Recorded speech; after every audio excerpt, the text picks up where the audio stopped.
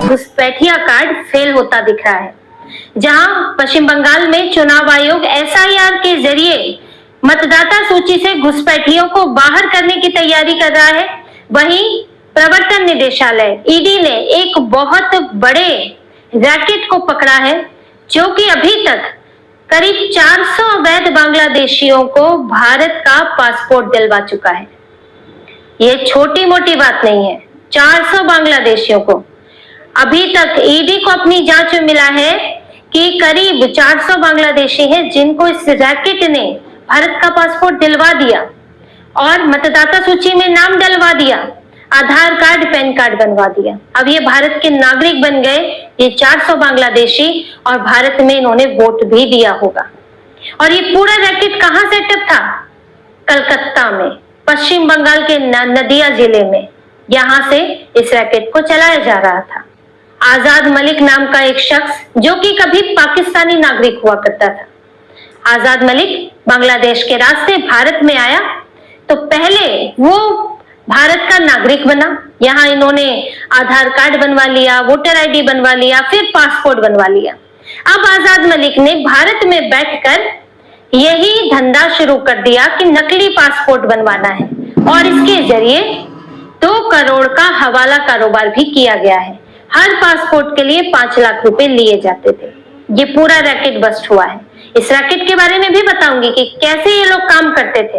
लेकिन पश्चिम बंगाल में किस तरह से घुसपैठियों को शरण मिल रही है, किस तरह से यहाँ पर कई रैकेट फल फूल रहे हैं कि दूसरे राज्यों के लिए भी यहाँ से आधार कार्ड, पासपोर्ट बनवाए जा रहे हैं। पश्चिम बंगाल घुसपैठियों के लिए एक सुरक्षित जगह बन गया है जहां पर आप रह भी लो और फर्जी दस्तावेज भी बना लो, क्योंकि आपको कानून का, सत्ता का संरक्षण हासिल है।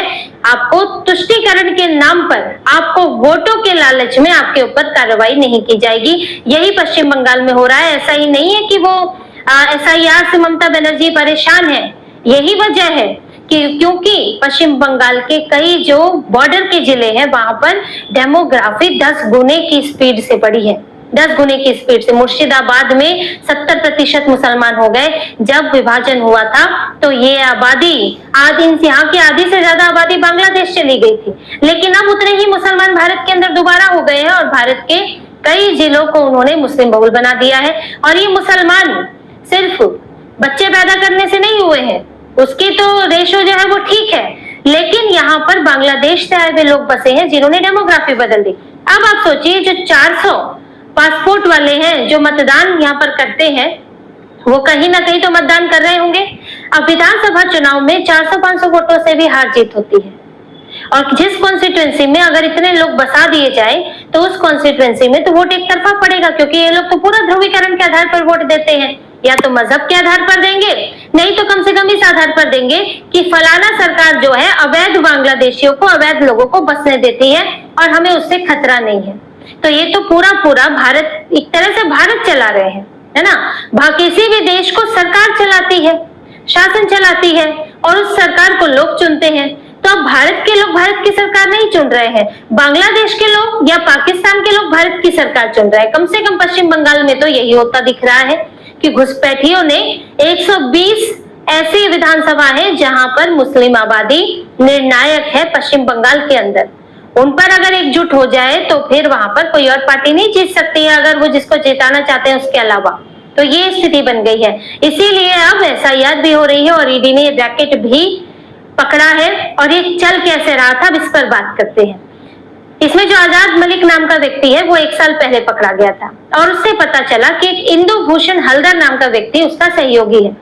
अब इंदु भूषण हल्दर जो है वो नदिया जिले के चकदाहा शहर में वहां पर रहता है और वहां पर वो एक कैफे चलाता है जिसमें वो हवाला कारोबार और फर्जी पासपोर्ट बनवाने का काम करता है। आजाद मलिक जब भारत में घुसा था तो उसने ऐसे ही किसी रैकेट से अपना भी पासपोर्ट बनवाया, फिर उसने खुद भी यही काम शुरू किया और इंदु भूषण हल्दर का भी एक नकली पासपोर्ट बनवाया। इंदु भूषण हल्दर कौन है इसकी पूरी जानकारी नहीं सामने आई है कि ये भारत का नागरिक है या फिर ये कहीं और का है। भारत का तो नहीं होगा क्योंकि इसने नकली पासपोर्ट बनवाया है, तो कौन से देश का है इसकी जानकारी अभी बाद में सामने आएगी। और इंदु भूषण हलदर के साथ साथ उसने 6 और लोगों का भी नकली पासपोर्ट बनवाया। अब इंदु भूषण आजाद मलिक के साथ ही काम करने लगा। आजाद मलिक ने क्या किया, उसने कलकत्ता में एक मकान किराए पर लिया और उसी मकान से वो बहुत आराम से अपना हवाला कारोबार का और साथ ही ये फर्जी दस्तावेज बनाने का काम करने लगा। अब ये लोग क्या करते हैं, जो इनके पास व्यक्ति आता ये दस्तावेज बनवाने के लिए 5 लाख रुपए पासपोर्ट के लिए लेते। अब उसमें पहले आधार कार्ड बनवाया जाता, फिर पैन कार्ड बनवाया जाता और फिर मतदाता सूची में नाम चढ़ाया जाता। फर्जी कागज बनते, उसके जरिए मतदाता सूची में नाम चढ़ जाता तो वोटर आईडी आ जाता। अब ये लोग एक फर्जी पते पर पासपोर्ट के लिए अप्लाई करते। अब इसमें ये बहुत संभावना है कि जो चेकिंग के लिए जाता है उसको भी रिश्वत दी जाती होगी, उसकी भी मिली भगत होगी, या फिर उसको ऐसे एड्रेस पर बुलाया जाता है जो कि कुछ समय के लिए ही लिया गया है और उससे उस व्यक्ति को पता नहीं चल पाता कि ये नकली एड्रेस है या फिर यहाँ पर कोई रहता ही नहीं है या फिर बाद में यहाँ नहीं मिलेगा। फिर जब उस पते पर पासपोर्ट आता है तो ये लोग डाकघर पहुंच जाते हैं, पोस्ट ऑफिस में, और वहां पर पोस्ट ऑफिस के कर्मचारियों से मिली भगत थी और वहीं से ये लोग पासपोर्ट पिक कर लेते थे, ले लेते थे, ताकि वो एड्रेस तक जाए नहीं, क्योंकि अगर उस पते पर गया तो पता तो गलत है तो वापस हो जाएगा। तो ये पूरा देखिए, हर जगह पर कहीं ना कहीं अपने आदमी बैठाए हुए हैं, कहीं ना कहीं मिली भगत है, और ताकि कहीं पर भी पकड़े ना जाए और आराम से पासपोर्ट बन जाए। और ये तो 400 अवैध बांग्लादेशियों की बात आ रही है, 300 से ज्यादा के तो इंदु भूषण ने बनवाए हैं और उसमें अधिकतर बांग्लादेशी है, और 5 लाख रुपए लिए जाते थे। अब इसमें ये भी सोचने वाली बात है कि ये जो अवैध तरीके से बांग्लादेश से आते हैं, अब ये तो कहते हैं कमाने के लिए आ रहे हैं, बांग्लादेश में बुरी हालत है इसीलिए भारत में आ रहे हैं, लेकिन ये 5 लाख रुपए कौन दे रहा है?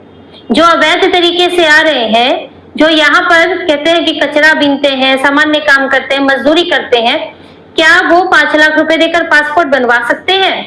अगर 5 लाख रुपए में पासपोर्ट ही बनवाना है तो भारत क्यों आ रहे हैं काम करने के लिए? कोई और पैसा दे रहा है, ये अलग रैकेट चल रहा है, ये अलग रैकेट चल रहा है। और फिर ये हवाला कारोबार में भी है, क्योंकि ये 5 लाख रुपए मिलते हैं तो वो डायरेक्ट अकाउंट में लेना, आप उसे व्हाइट पैसे की तरह तो ले नहीं सकते हैं, तो आपका वो ब्लैक मनी है, तो उसका हवाला के जरिए लिया जाता है और उसका भी रैकेट चल रहा है। और बात सिर्फ पासपोर्ट बनाने तक नहीं है, यहाँ कुछ लोग आधार भी बनवाते होंगे, कुछ सिर्फ पैन कार्ड भी बनवा रहे हैं, कुछ सिर्फ मतदाता सूची में भी नाम जुड़वा रहे होते होंगे। तो कितना बड़ा रैकेट चल रहा है। और ये तो अभी 2 लोग पकड़ में आए हैं, और इसके लिए ईडी ने, जो कलकत्ता का क्षेत्रीय पासपोर्ट कार्यालय है, उससे ये सूची निकलवाई है कि इन लोगों ने जिनके अवैध पासपोर्ट बनवाए हैं, अवैध नागरिकों के भारतीय पासपोर्ट बनवाए हैं, वैध पासपोर्ट बनवाए हैं, वो कौन है, उनकी डिटेल निकलवाई है। अब उन लोगों को पकड़ा जाएगा, उनका पासपोर्ट रद्द किया जाएगा और साथ ही उनके जो दूसरे डॉक्यूमेंट क्या है वो भी रद्द किए जाएंगे और मतदाता सूची से नाम भी उनका हटेगा। अब वो जहां के भी मतदाता बन चुके होंगे, क्योंकि ये फिलहाल पश्चिम बंगाल से रैकेट चल रहा था तो पश्चिम बंगाल के मतदाता बने होंगे। कुछ लोग अपना वोटर आईडी बाद में बदलवा भी ले लेते हैं, तो वो कहाँ पर है इस वक्त, ये सब देखा जाएगा। लेकिन ये कि बहुत बड़ा रैकेट पकड़ा गया है, और ये एक रैकेट नहीं है, ये भी हमको ध्यान रखना होगा कि कोई एक रैकेट नहीं चल रहा है, ये तो पकड़ा ही गया है, ऐसे कई रैकेट चल रहे हैं। और ये बात कोर्ट तक में बताई गई है कि भारत में कई फर्जी आधार कार्ड, कई फर्जी राशन कार्ड बने हुए हैं, इसीलिए एसआईआर में आधार कार्ड और राशन कार्ड को सिंगल डॉक्यूमेंट के तौर पर स्वीकार नहीं किया गया। आपको उसके साथ कुछ और दस्तावेज देने ही पड़ेंगे जो आपकी नागरिकता साबित करते हो, क्योंकि दूसरे दस्तावेज बनाने थोड़ी मुश्किल होते हैं। इसमें आवासीय प्रमाण पत्र है, जिसके लिए अभी पश्चिम बंगाल में होड़ लगी हुई है बनाने के लिए कि हमको निवास प्रमाण पत्र बनाना है, क्योंकि सीमांचल में भी होड़ लग गई थी। 2.5 लाख आवेदन आए थे निवास प्रमाण पत्र बनाने के, अचानक से बढ़ गए। लेकिन पश्चिम बंगाल में अब सरकार अलग है, बिहार में सरकार अलग थी, तो उन आवेदनों पर भी ठीक से जांच की गई और आनंद फानंद में निवास प्रमाण पत्र नहीं दिए गए। अब यहाँ तो सरकार है ममता बनर्जी की, तो ममता बनर्जी ने तो अधिकारी ही अलग से कहा गया है उन्हें, खासतौर से जो कि बॉर्डर जिले हैं, कि लोगों की मदद करें। कोई अपने आधार कार्ड में नाम ठीक करवाने आ रहा है, वोटर आईडी में ठीक करवाने आ रहा है, आवासीय प्रमाण पत्र के लिए आ रहा है, तो उसके लिए अलग ही लोगों की टीम बना दी है कि लोगों का जल्दी जल्दी उनका काम होना चाहिए। क्योंकि ममता बनर्जी को डर सताता है कि कैसे वोट पड़ेगा। कुछ वोट 400, 500, 600, 1000 इधर उधर हो गए तो उनके हाथ से तो एक विधानसभा निकल जाएगी। तो ये पूरा आप समझिए कि ये रैकेट सिर्फ निचले स्तर पर जाएगा, लेकिन ये बहुत बड़ा रैकेट पकड़ा गया है। और ये एक रैकेट नहीं है, ये भी हमको ध्यान रखना होगा कि कोई एक रैकेट नहीं चल रहा है, ये तो पकड़ा ही गया है, ऐसे कई रैकेट चल रहे हैं।